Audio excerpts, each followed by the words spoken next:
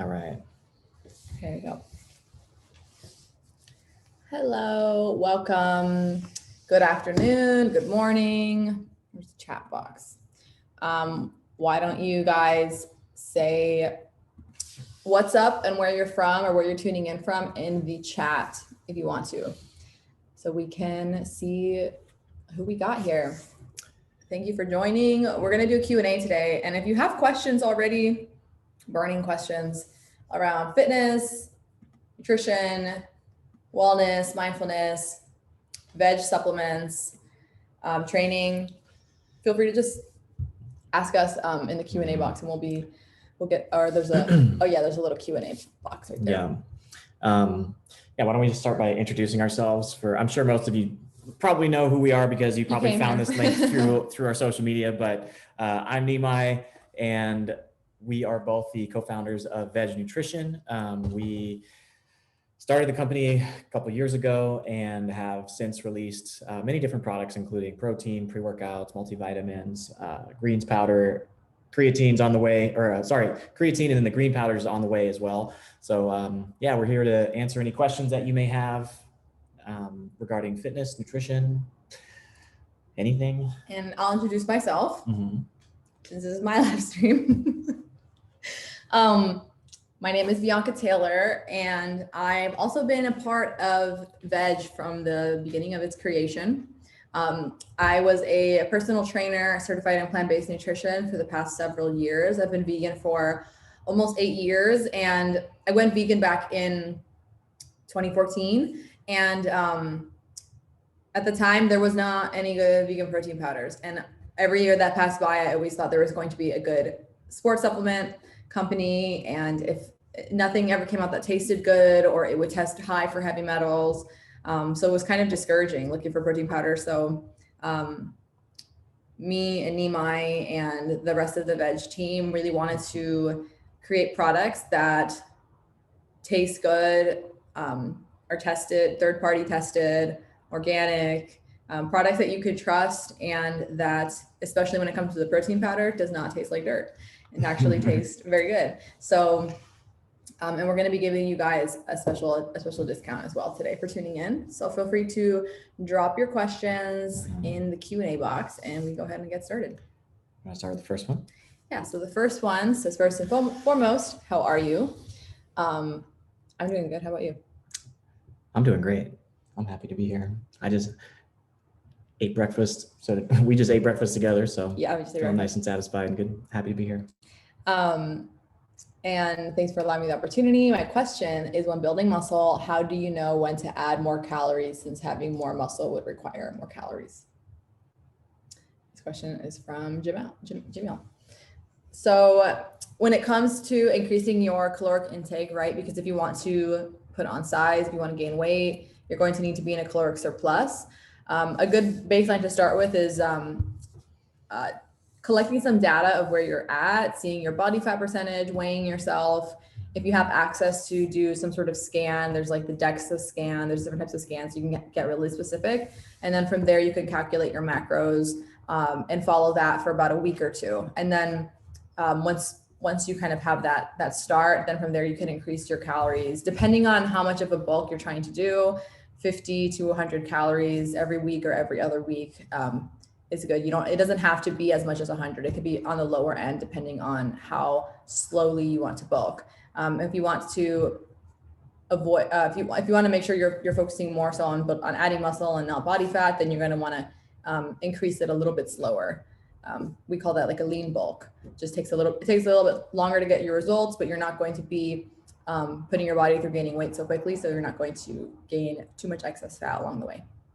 Do you have anything to add? No, you summarized it pretty perfectly. I think that one consideration is that most people, whenever they choose to start bulking or adding in more calories, a lot of times they'll overdo it. So you think you might need 1,000 extra calories in order to build muscle, and it's not that high. So you can actually get away with efficiently building muscle over like 300 calories in surplus. And that way you're not putting on an excessive amount of body fat while you're bulking, and you can still build that muscle, but minimize the amount of fat gain that you're acquiring at the same time. Next question says, from Katrina, says, what's the best way to remove belly fat? This is the most common question that I think trainers and fitness professionals get. The best way to decrease your body fat, no matter where it is on your body, is to lower your caloric intake slowly over time so that it's as healthy and sustainable as possible.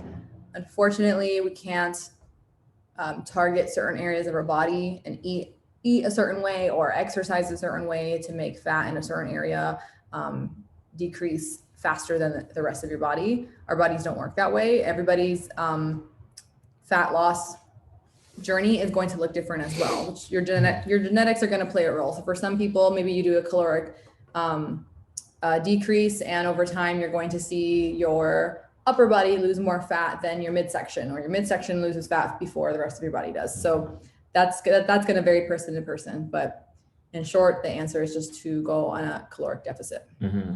Yeah, and you can enhance that by doing exercise as well. So those are the two ways of kind of like making sure that you're burning more calories or consuming less calories than you're burning throughout the day.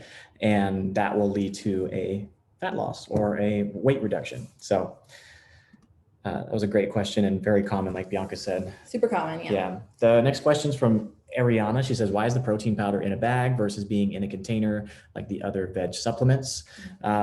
So this is what she's referring to. This is an empty bag. I just polished it off before this call, but we chose the bag containers because they're easier to store. It requires less material, and the material that we use is recyclable or from sustainable material as well, such as recycled material. So we want to eventually be completely plastic free, and that is a process that we're moving towards. Unfortunately, we are a smaller company and just doing the best that we can as we grow. So, but we still try to do things like have our capsules and everything in these amber glass bottles instead of more plastic bottles, and the plastic that we do choose to be sustainable as well. So yeah, it's just preference, and hopefully once more technology comes out and more companies start using it, the more affordable these other alternative forms of material will be. Mm-hmm. And we can definitely try to be pioneers in that space as well. So that's one of the reasons why. The next question says, how often should I be lifting? Is 3 times a week too little? 3 times a week is definitely not too little. And how often depends on your goals, what feels good for your body, how much you enjoy it. If lifting 3 times a week feels good for you and anything more than that makes you stressed out and makes you just hate the gym and not enjoy it anymore, then stick to 3 times a week. So do what feels good for your body. But also, of course, if you're training for a bodybuilding show, you're going to need to lift more than 3 times a week. If you're just training to maintain your level of fitness or, reach some personal fitness goals, 3 times a week is fine. Mm-hmm. Next question says, how long did you train before you started to compete? So this applies to both of us because we both have competed in the bodybuilding space before. For me, I started training like pretty early, like 17, but I would just go to the gym. I wouldn't really like have any kind of plan or strategy behind it. And then it wasn't until about like 2012, 2013 that I started to be intentional with my training and the way I ate. So there was a bit of a journey until my first competition in 2015. So seriously trained for a few years before ever doing my first competition. For me, oh, hello. Hey, Steven.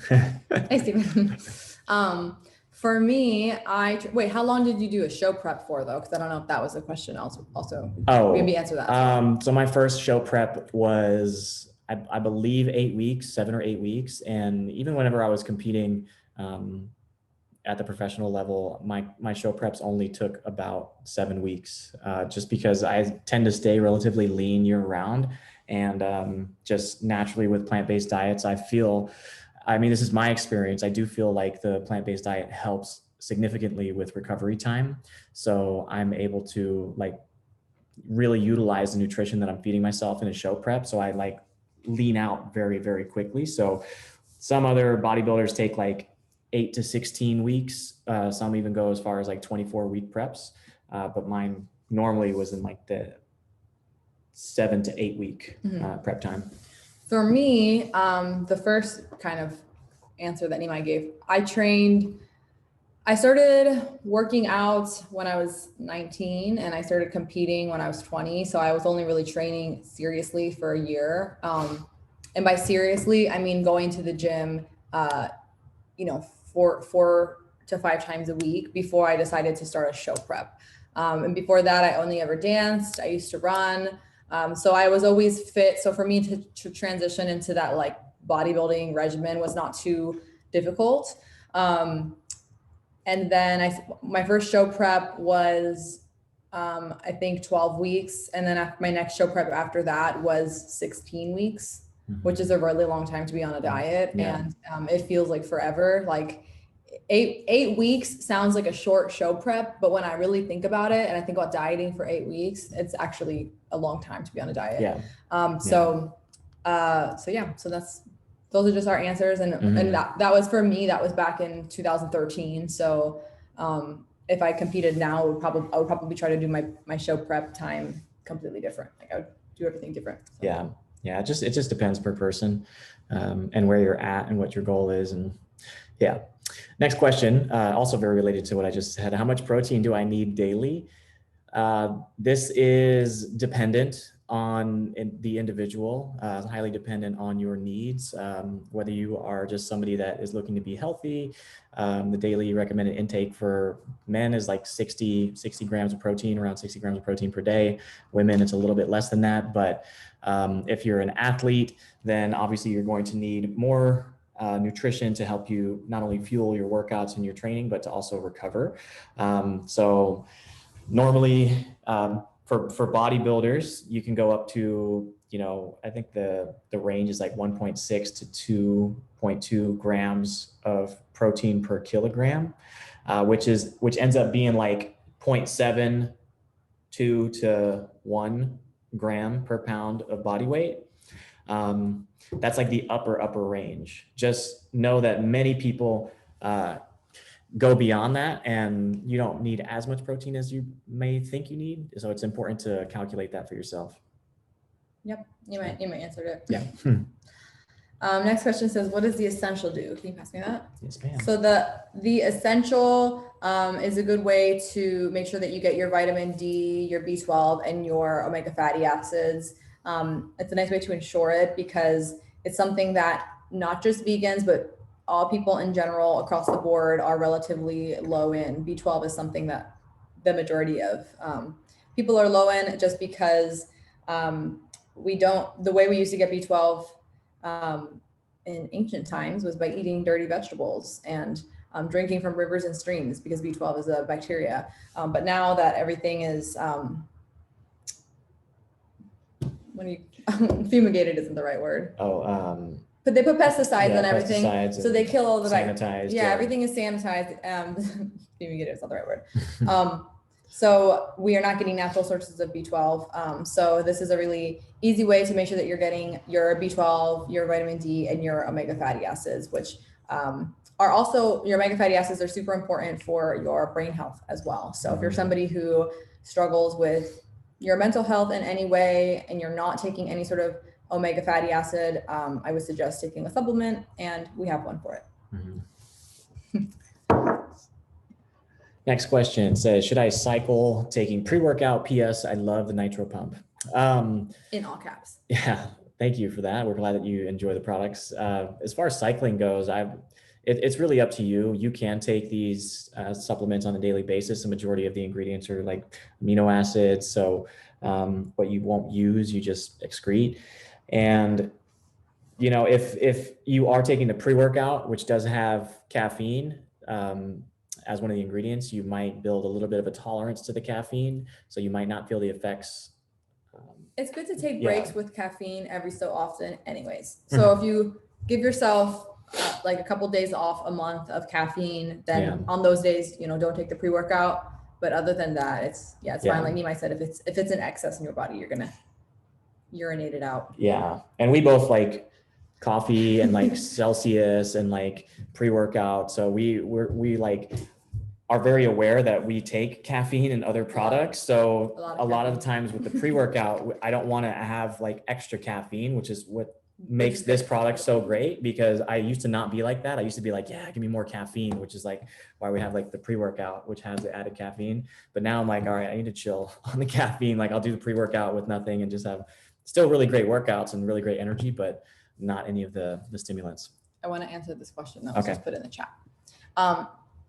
This question says, hi Bianca and Nimai, do you guys have any tips for a first-time vegan? I'm not vegan yet. I still eat meat and poultry. I'm so confused because I don't know what to eat. Can I stop eating animal products, cold turkey? Sorry. I want to burn fat and build muscle as well. Love you guys from Sweden. Thank you for sharing. So there's two ways that you can go about going vegan. Yes, you can go vegan cold turkey. That's how I went vegan from eating meat. I was eating mostly chicken at the time, but I was not in any way vegetarian or plant-based. I was eating any type of meat whenever I wanted it. And I made the decision to go vegan for environmental and ethical reasons that day. And I decided to figure it out along the way. I put myself in a place where I had to force myself to figure it out, but I did. And I found it like a fun challenge. I found it exciting to look up a recipe depending on what I wanted to eat. I feel like making tacos, and I'll go to Pinterest and I'll search vegan taco recipe, and there's so many different ones. So there's one way that you can do that. It is more challenging to go vegan in that route. The other way is to replace food items as you go. If you're right now only eating meat and poultry, and maybe you've already eliminated like dairy and eggs and fish, then just start replacing those things with tofu, with tempeh. Maybe try some vegan meat products. Like the vegan meat products are a really easy way to make the transition just easy, because you could just replace your chicken with vegan chicken just for the time being until you get more comfortable cooking tofu and and other more plant-based options. Do you have anything to add?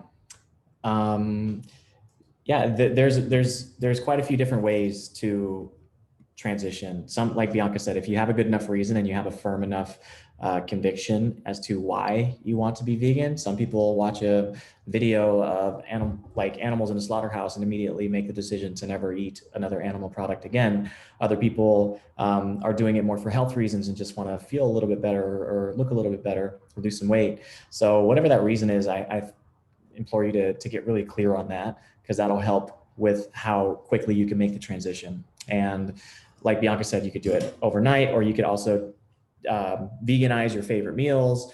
Or another way is you could start with like just one vegan meal a day, then one vegan day a week, one vegan week a month, and then just like slowly fully transition. And all the approaches work. It's just about finding what approach works best for you. And normally that starts with eating food that you enjoy. So veganizing your familiar meals is a really great place to start. Mm-hmm.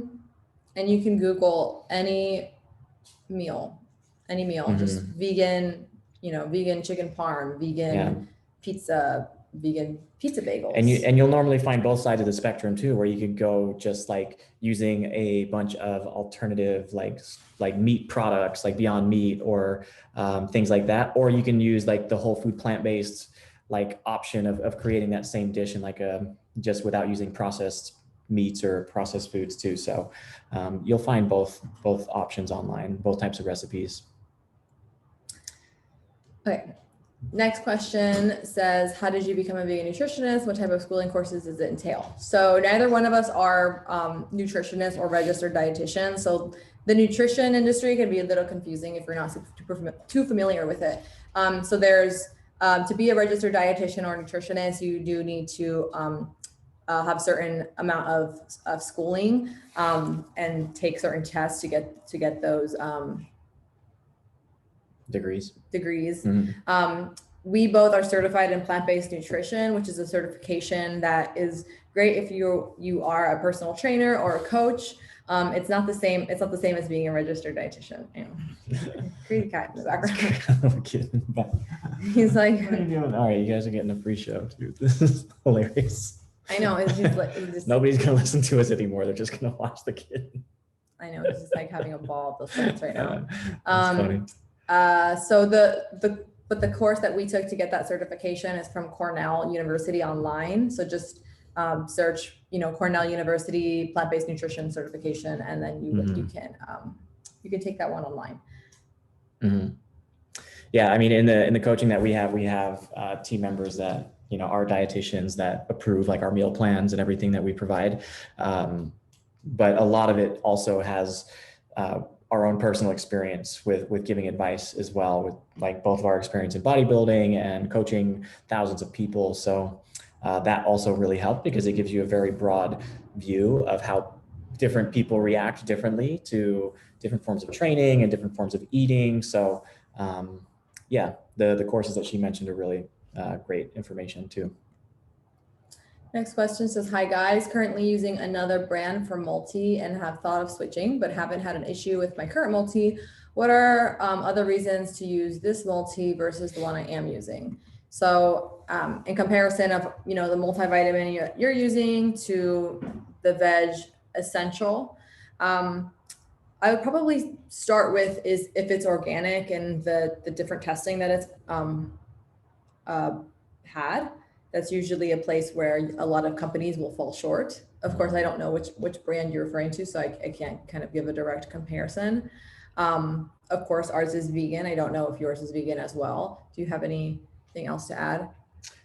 Yeah, depending on multivitamins, there's a bit of mixed reviews on multivitamins in general. So some of they have too many ingredients. Yeah, some of the multivitamins have a huge laundry list of minerals and vitamins that they include, and there's a certain level of interplay with those nutrients together that sometimes can cancel out the effectiveness of them. So normally, if you're going to choose a multivitamin, the less ingredients, the better. And these three together don't really have any kind of like negative synergy together. So this is a great way of just combining the three main vitamins that you want to ensure that you're taking, especially if you're on a plant-based diet, into one daily capsule. Like whenever we both were starting our fitness journey and supplementing with these, we kind of have to buy like one brand of B12 and then another little thingy, the Monday, Tuesday, Wednesday, and I would take so many vitamins. So much. So this is a great way of just ensuring that you're getting the ones that you really, really need, and the rest you can try to get from nutrition, so all the other minerals and vitamins, with like a really solid nutritional program. What are some good cardio ideas? I feel sick of running every day. So depending on if you're doing it, outside at home or in the gym. If you're in the gym, we both love the Stairmaster. You can do list cardio or HIIT cardio on the Stairmaster. And then when it comes to other forms of cardio, I think that jump rope is a very underrated form of cardio. So I enjoy jump rope. I also really enjoy just doing heavy bag work, which I haven't done in a while, but I used to do a lot more for my cardio. So you could do, like 9 rounds of however many minutes, depending on, how long you need to do cardio for, and just do different rounds. Yeah, but that's not what I'm looking for. Like different like routines. Routines isn't the right word either, but you can do like different routines per round. That's another good form of cardio. Yeah, finding cardio that you like always makes it easier to show up for the cardio. So like she mentioned, we like doing the Stairmaster because it allows us to not only exercise, but also like use our hands to get work done or listen to music or watch like a podcast or YouTube video or something like that. There you can do like rowing, you could do seated row, you could do cycling, you could do hill sprints, you could do a circuit. You could also do group activities. Like if you're into that, you could go to spin class, you could go to yoga. Well, yoga is not so much cardio. Sorry. You could do like dance classes. You could do longboarding. I go longboarding as a form of cardio. Yeah, longboarding is a form of cardio. You can ride your bike. Yeah, hiking. There's a lot of different things you can do. It's just, I suggest like try some different ones. If you've never hit a punching bag, buy some mitts and then go hit the bag and see if you like it, especially if you have somebody like help coaching you. It can be really fun to learn techniques and to have that kind of mind muscle connection. And so just try different things. Will you start offering meal plans anytime soon? Nimai offers meal plans through his vegan fitness programs, and I will be launching my custom vegan meal plans in the next month as well. Yay. Yay. Next question says, what are some good resources for nutrition? I'm trying to educate myself more on what my body needs. So in my opinion, one of the best resources online is a website called nutritionfacts.org. And they are a team of dietitians and researchers that are constantly reviewing all of the latest study, compiling the information, and creating really easy to understand videos on the topics. And they have pretty much topic videos on anything. So it's just nutritionfacts.org, founded by Dr. Michael Greger. Yep. Can you take the nitro pump and the pre-workout together? So yes, you can. The cool thing about these products is that you can take them together, and you can also take them separately. Like we said, if maybe you're training late at night, maybe you've been overdoing caffeine, and you don't want all of the caffeination that comes with the pre-workout, you can take just the pump, which is non-stimulant. But if you pair them together, then you can get a wicked pump and be energized through your whole workout as well.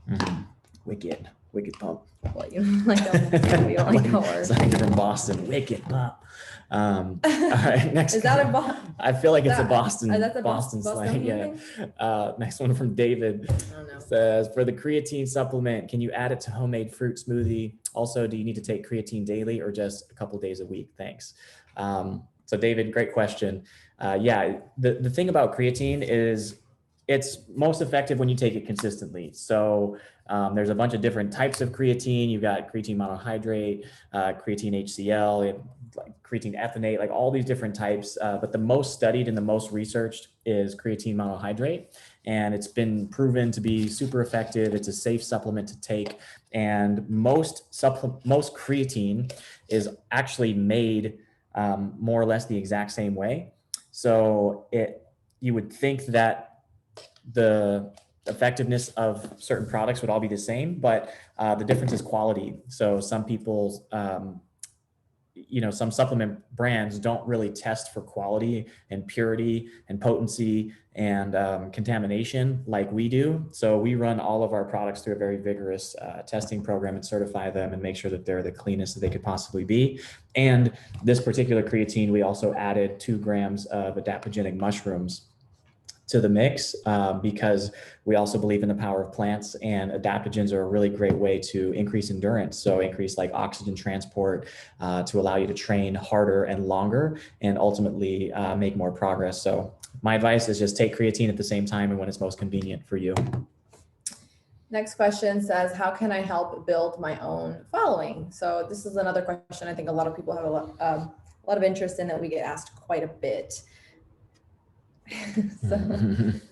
So depending on which platform we're talking about here, so let's talk about Instagram. All of the platforms are a little different, but the one thing that is the common denominator is consistency and being clear with what you're sharing. So if you're sharing your journey, if you're sharing your fitness journey, if you're sharing your vegan fitness lifestyle, or maybe you're sharing your journey of, thrifting, ethical fashion, or whatever the thing is that you want to talk about, being very clear about that. Because you want people to come to your page and say like, oh, this is that person who talks a lot about, women's empowerment and body positivity, like, and they have these things, like, I'm going to follow them. Like, you want people to understand why they're following you. Then, like I said, consistency. So you want to post, I always tell my clients that think of it as every time you post, it's you going on the internet saying like, hi, it's me. Every time you post online, it's you introducing yourself to a bunch of strangers. The more you do it, the more they're going to remember you. They're going to want to follow you. They're going to start thinking about you and be like, I wonder what,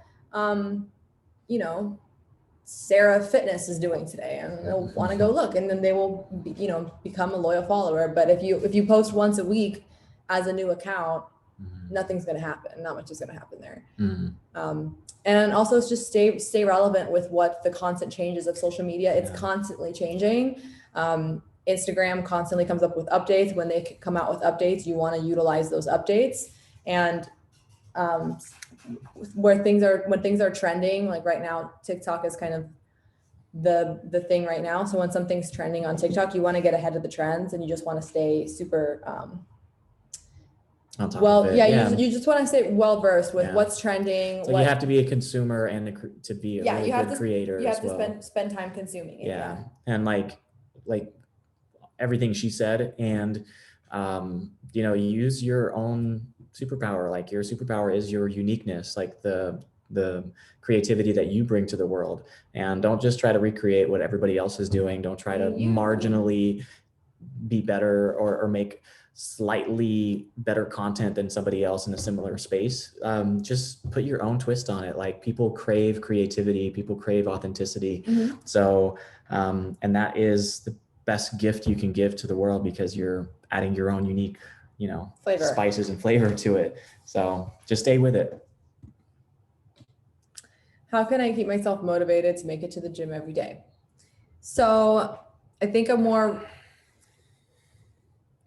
realistic approach is, you know, how do I respond to lack of motivation? Because you're not going to be motivated every single day. And if you put an expectation on yourself to be motivated to go to the gym every single day, you're setting the bar kind of at an impossible place. There's going to be days where you need to rest. There's going to be days where it's your best friend's birthday at the beach and you're not going to make it in time to go to the gym. And you want to be forgiving of yourself on days like that you just don't have the motivation to make it to the gym.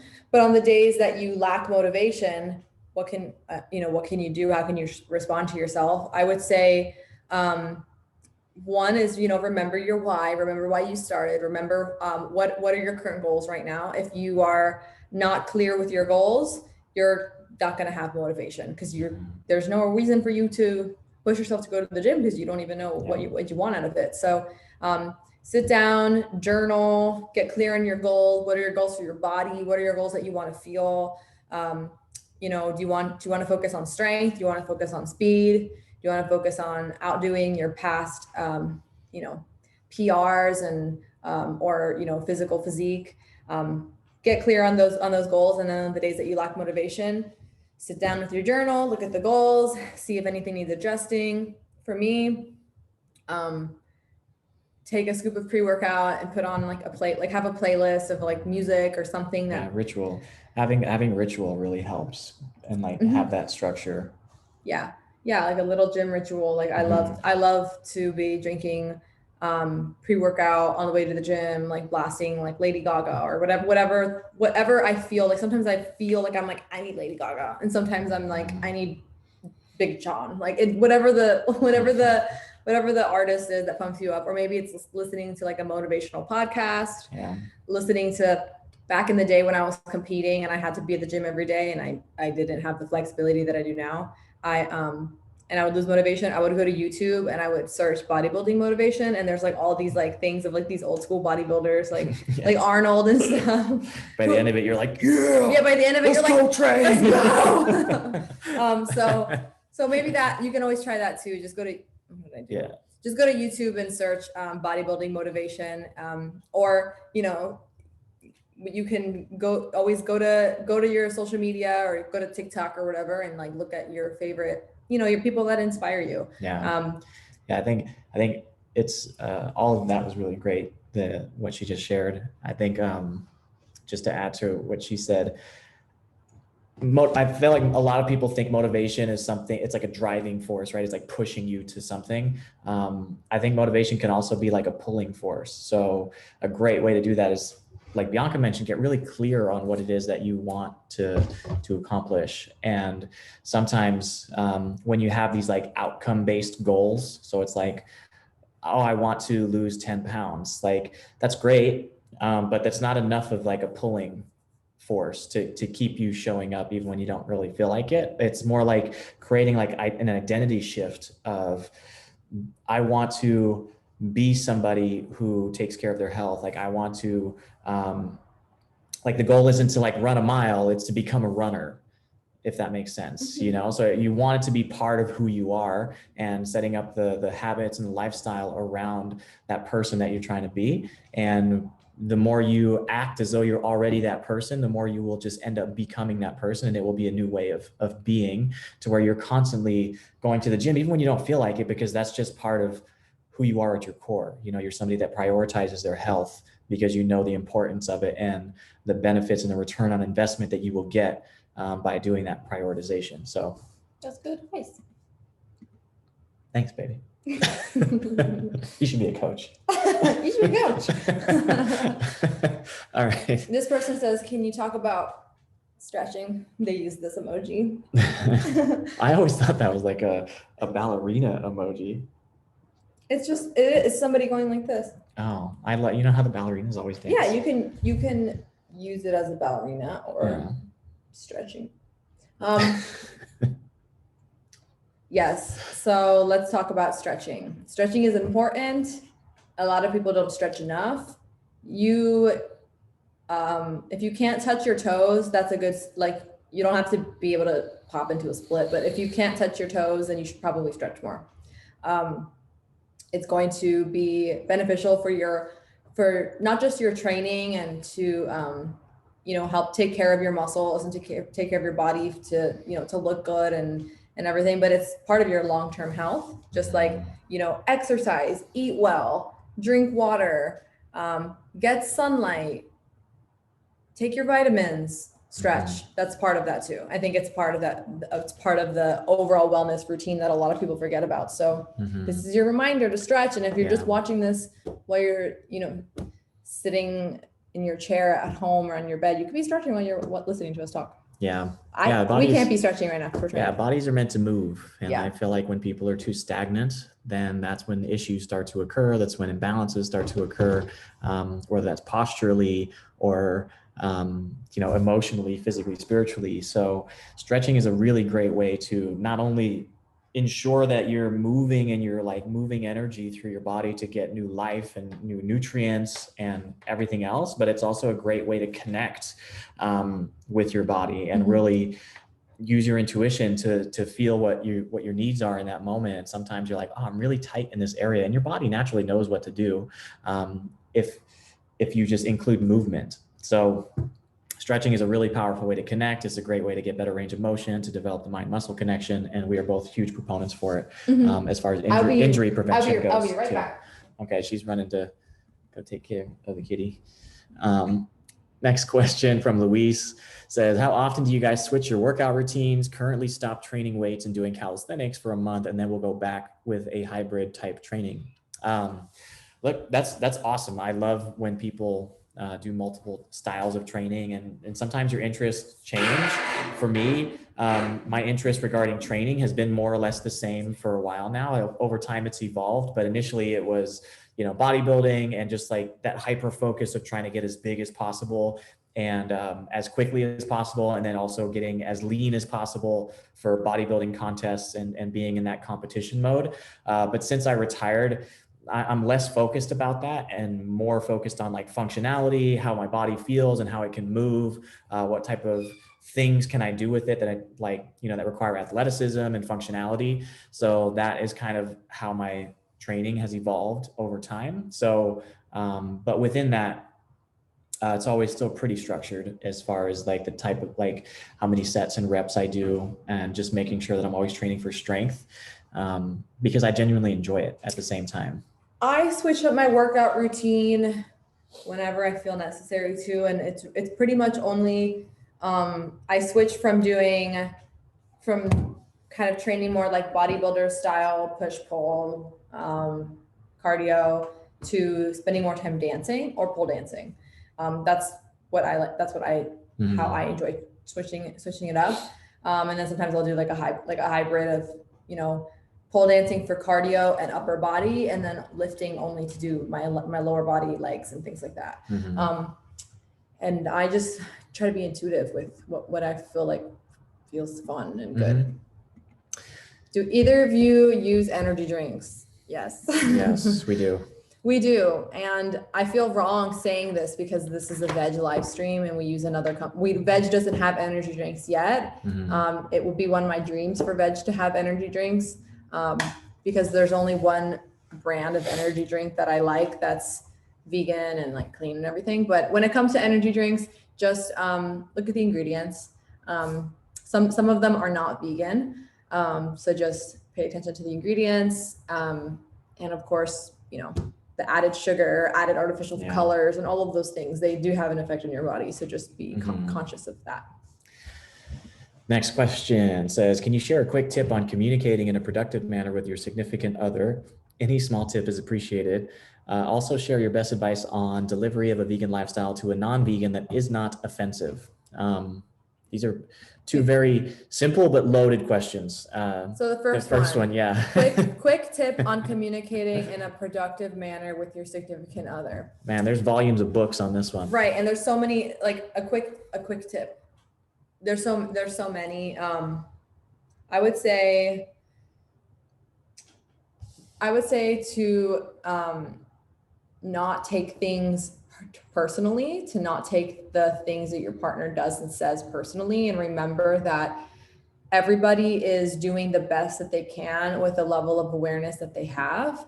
And just because they have a certain level of awareness, it doesn't mean that they're doing certain actions to hurt you, to offend you, to make you feel rejected. It's only they're responding in the way that they best know how, based on everything in their life that's led them up to this point. Remember that everybody is the main character of their own movie.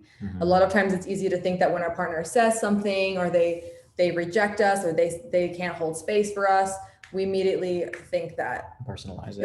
It's personal. It's about me. You know, that's our ego responding in that way. But really, they're the main character of their own movie, and their whole experience is completely different. So if you can just drop into a little bit of empathy and remember that they're doing the best that they can with the awareness that they have, that alone can help you move through things. Because if you take things personally, you immediately are going to get defensive and withdraw, get tense or react. But if you can keep your nervous system calm and remember what I just said, it can be a lot easier. Yeah, you can go ahead. I'll answer my part. This is a great question. And for my small tip, this was a big one for me, was that any reaction that you have in your body, like a visceral response that is activating or it floods you with emotion, whether that's fear, frustration, sadness, any of it, that's merely a signal for something that is either disharmonious with who you are. Maybe it's a story, or maybe it's like a wound that was never addressed or never truly looked at and processed and healed. And those are all just beautiful opportunities to do some introspection. So the next time you feel reactive, if you could just pause and say, what is underneath this feeling? Like, what is this story that I'm actually telling myself here? Is there truth to that story? Is this person merely just reflecting this back to me? It's not necessarily her fault or their fault. They're just revealing something that needs healing within me. And how can I take a look at that objectively without placing judgment or adding shame or guilt or any of those feelings to it? And that's a really powerful lesson to kind of understand that everybody's going through their own shit. They have their own wounds and triggers and things like that. And sometimes just knowing that makes it easier to not take it personal as well. Yeah. And just empathize. Yeah. The next question says, also share your best advice on delivery of a vegan lifestyle to a non-vegan that is not offensive. Personally, I don't think any part of telling somebody that you're vegan is offensive. I think that if they're offended by it, I think that people get offended. I don't think that veganism is offensive. I think it's just factual. But that's my personal perspective. I would say something along the lines of more so sharing your experience, rather than telling people what to do. Because even if, our oceans are going to be dry by 2050, doesn't matter to some people cross that out. It doesn't matter to pretty much anybody.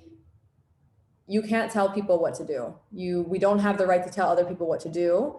And we also, nobody responds well to that. So it's ineffective. And that's when people's defenses go up. So the best thing that you can do is to share your experience and to share, from a knowledgeable place. So to be armed with knowledge and to say, you know, being vegan has changed my life in the most positive way. I feel healthier. I enjoy everything that I eat. I have a clear conscience because I know that I'm contributing to suffering of innocent animals a lot less than when I was eating meat. Something along the lines of that. Attractivism. Yeah. Is what we call it. Yeah. Sharing through personal experience is probably the best way that we found to be a very, not that it's your job to worry about how they react to you sharing your experience. It's the best way to get the message across, though. Yeah. Just being aware of that in your delivery makes it received much better. So like Bianca said, like share how wonderful it's been in your life experience, how it's made you feel. What are some of the ripple effects that you've experienced after making that choice, and focus less on like, you know, the telling them you need to go the vegan. Details and everything, and share more of like the human experience of what it's like to live this way and why you're doing it. And I feel like everybody can kind of connect on some level of that. Like nobody inherently wants to destroy the planet, you know, and like just saying that, like, yeah, it makes me feel good because it makes me feel like I'm doing my part to cause less of an environmental footprint on this planet that I love so much, and I want to help preserve it in every single way. And this has been proven time and time and again that reducing our consumption of animal products is one of the single biggest, most effective things we can do in contributing to saving this planet and making a directional shift in sustainability. So that's just like the environmental side. There's also a whole other health reason side and so many other reasons, but sharing through your own personal experience. Favorite breakfast, lunch, dinner, and snack for both of you? So let's do breakfast first. Mine would be, I mean, I love a good breakfast burrito, but I also like making protein oatmeal with yogurt and fruit. And I use the veg protein, of course, and it makes it better and adds more protein. What about you for breakfast? For me, it's a smoothie. Like that's pretty much the first thing I eat every day. Because I train fasted. I'll take a little nitro pump before I train, and then I'll come home, and then first thing I'll do is I'll make a smoothie. And kind of the smoothie that I've been really loving lately has just been almond milk or some type of plant milk. Actually, not almond. I do soy milk. I don't know why I said almond milk, but soy milk, a banana, 1 scoop of the plant protein, the chocolate peanut butter cup flavor, and I'll put an additional tablespoon of peanut butter, and it's so good. So that's like been my smoothie, my breakfast smoothie. And then for lunch, I don't know. I like tacos.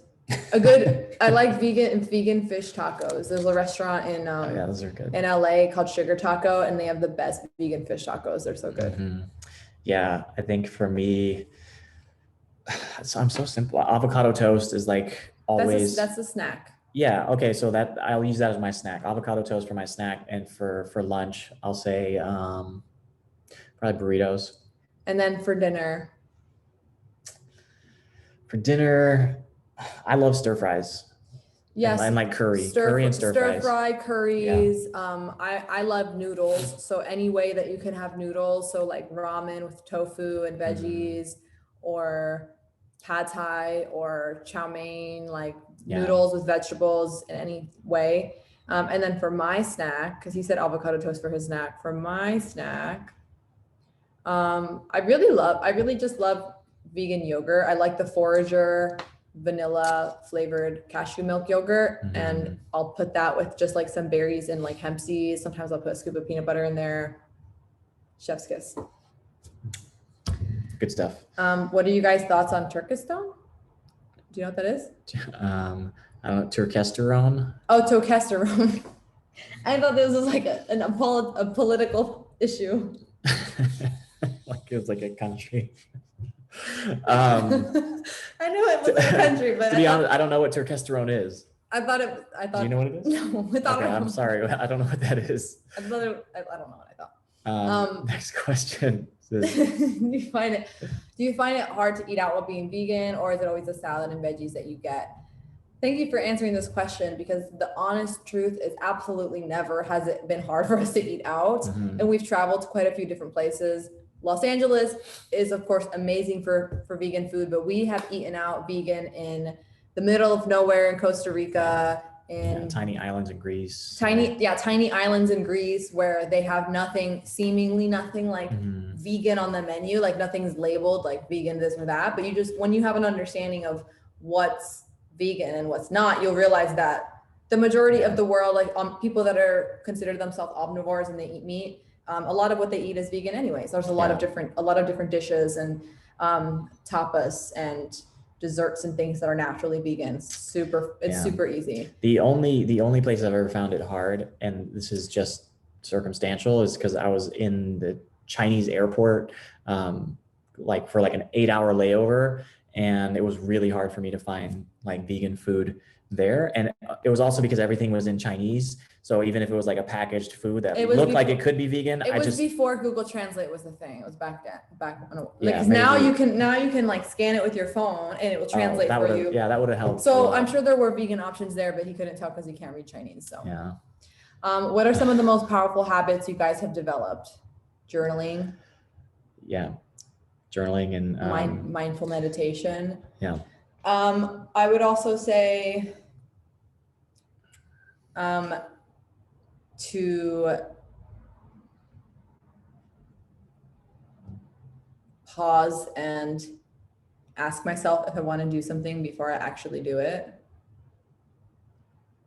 So when that comes to like decision making or like, any like literally anything, I think that the old me who was such a chronic people pleaser constantly felt like I need to respond to this text. I need to say yes to this. Like I need to do this thing. And now I'm just like, do I want to do that?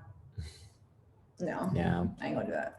So that's been, that came from mindful meditation, because mindful meditation has allowed me to integrate mindfulness into my daily brain process. Yeah. Like she said, like tapping into your intuition is probably one of the most powerful habits that you can start to try to do. And one of the best ways to listen to your intuition is to practice mindfulness and give you the space to be still and see what comes up and kind of see if that is aligned with who you really are and what you really want.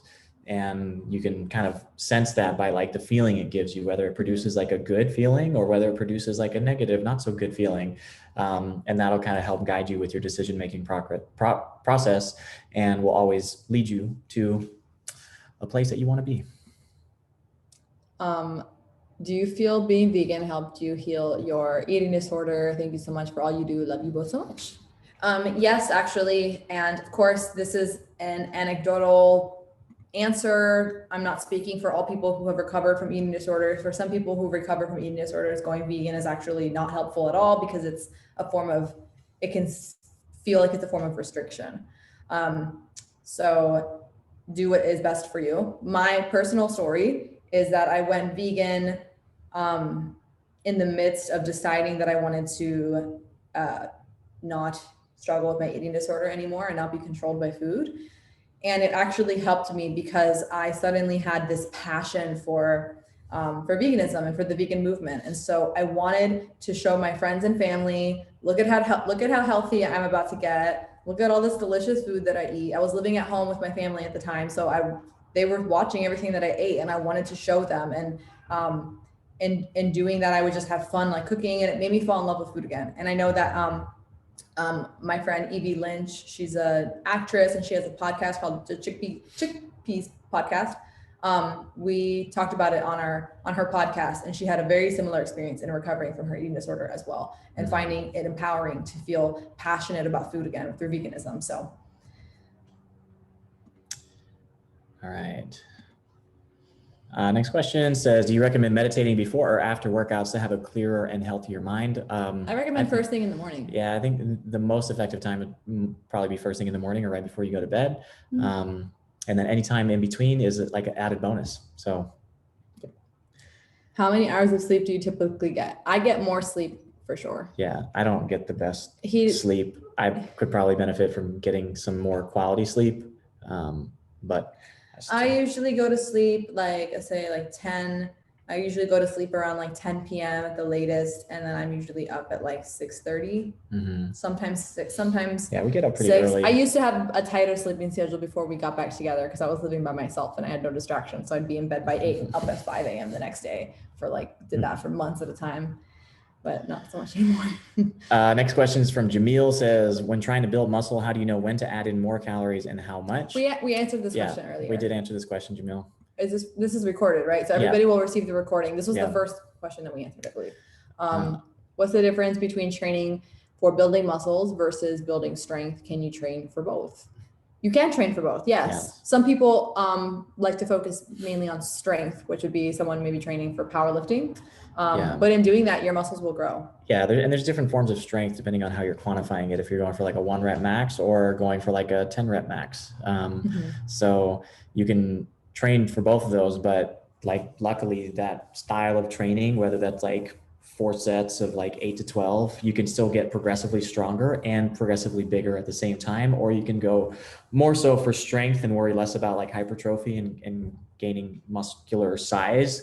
You could go more in the lower rep range and set range for like, sets of 5, but like with long rests in between. That way you can show up again and give it another like 95% of your 1 rep max to continue really pushing that bar. So you can definitely do both. Will I be able to watch this on a replay? I work with dogs and I can't hear everything that great over all these dogs. You'll get the recording right after this. My 14-year-old son is transitioning to vegan. He's eating the alternatives and I never have, so I'm not familiar with them. I've been vegan since 2010, eat whole food, plant-based and junk food sometimes. How do I support him to be as healthy and feel confident in becoming vegan? I'll answer this one. I would definitely try to make it fun. For kids, everything is about making it fun and appealing. If he's, I don't know if he's into wanting to become strong, but I do know that many moms often like introduce their son to people like Nimai online, and they're like, look at this guy, he eats lots of vegetables. And it does have an effect, and even from some young men that we know. But I would make it fun, and maybe say, maybe let him pick like what you're going to have for dinner one night, and then you guys can cook together and make vegan. I know I keep using tacos as an example. Let me think of something else. Stir fry. You can make like vegan stir fry together, and maybe try to make it more whole food, plant-based. And maybe if you can commit to like 3 nights a week where it's like just whole food, plant-based dinner without any alternatives, and then that way he can have a nice blend of both. Yeah. And, depending on the brand that you're using of alternative, not all brands are incredibly like unhealthy. Like you can have those products and integrate them into like your meal plan, and you can still easily have health. It's not like it's especially healthier compared to the real meat products. It's obviously not as healthy as like the whole food plant-based versions, but it's somewhere in the middle. As long as you, incorporate both, he's going to be happy and you're going to be happy. So, but finding those recipes that he likes is going to be key. Katrina, how to remove belly fat. We answered, this was one of the first questions we answered as well. So check out the recording right after this. I find eating vegan easy to eat out, but challenging when people invite me to their house. Do you ever struggle with staying at someone's house and they feed you? I suppose I don't ever leave what I eat up to anybody but myself. So when I go to somebody's house, I will either order my own food, bring my own food, or let them know beforehand that you're. Let them know vegan. Let them know beforehand.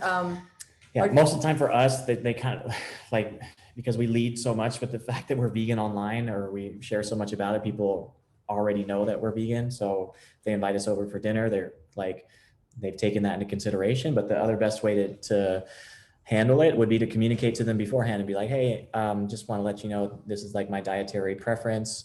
I don't eat any animal products. It's okay if that's an issue, I can eat beforehand. Like, how would you like to do this? And most of the time people are really accommodating, and they'll want to create a special dish or use it as an opportunity to cook vegan food for the first time. So it can also be like a gateway to that conversation too.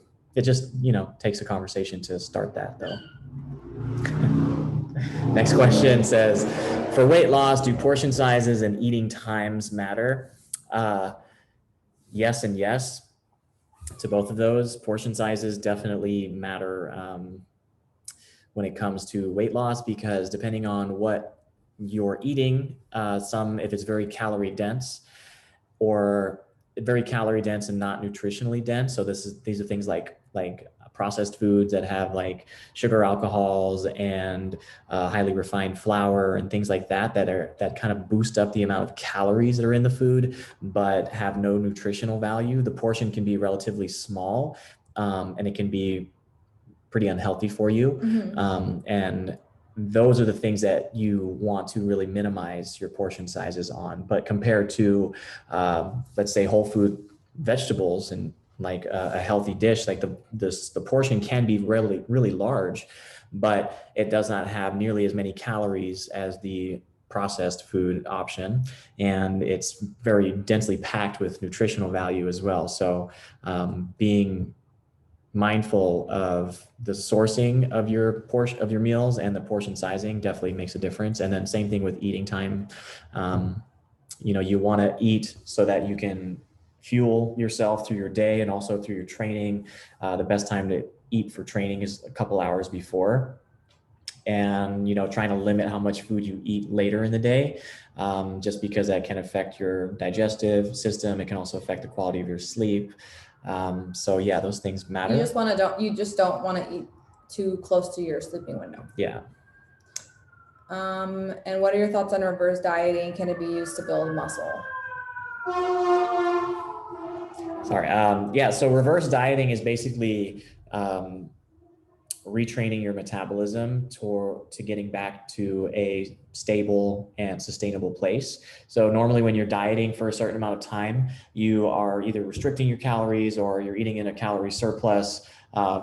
And sometimes being in a calorie surplus for a certain amount of time can affect your hormones. I mean, a lot of things can affect your hormones, but it can affect your metabolism as well. So a good way to reverse diet after you've been dieting for a long time is to slowly reintroduce calories over time, like week by week, and then get back to that maintenance level calorie mark so you can allow your body to acclimate to that, instead of just reintroducing, a ton of foods that you weren't consuming before and eating way over your calories that you were eating before, because that can also have a negative effect on your metabolism and your response, your bodily response. And your digestive system. Yeah. Your digestive system can't handle. It can become uncomfortable. Yeah. Yeah. So. That was our last question. All right, great. Yeah. So and we're right on time. Yeah, right at an hour mark. You want to say any last words?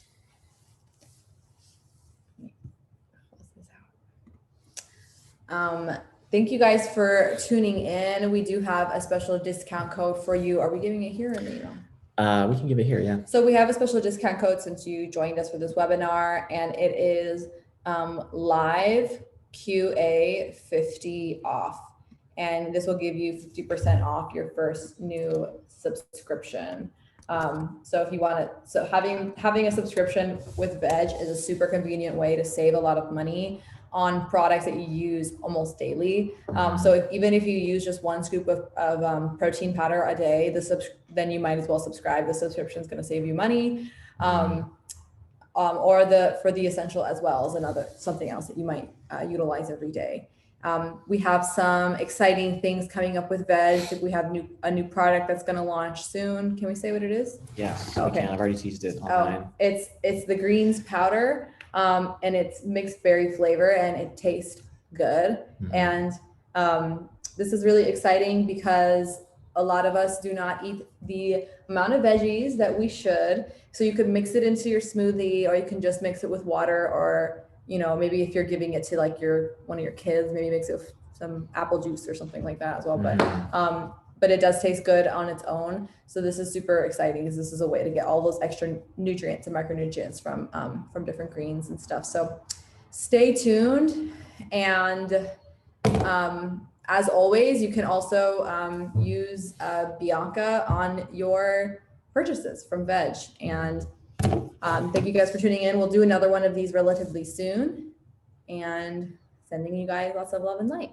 Thank you guys for tuning in. It was a good time chatting with you all, and appreciate your support as always on our social medias, support by, purchasing Vedge as well. We really are trying to make a difference in the supplement industry and release like high quality products that truly help us perform and live healthier lives. So thanks again so much.